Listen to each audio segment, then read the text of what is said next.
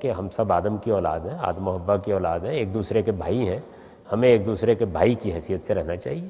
اس کو دین کہنے کی کیا وجہ ہے؟ بڑی اہم بات ہے اور ہر آدمی کو اس کی یاد دہانی کرانی چاہیے۔ میں نے بھی اپنی گفتگو میں بار بار یاد دہانی کرائی ہے۔ لوگوں کو بات جو ہے وہ ایسے مبالغے میں نہیں کرنی چاہیے۔ دین کیا ہے؟ دین یہ ہے کہ آپ کو یہ جاننا ہے کہ کیا آپ کا کوئی پروردگار ہے، کیا آپ کی موت کے بعد کوئی دنیا ہے، اگر ہے تو اس میں آپ کو کیا کرنا ہے، یہ دین ہے۔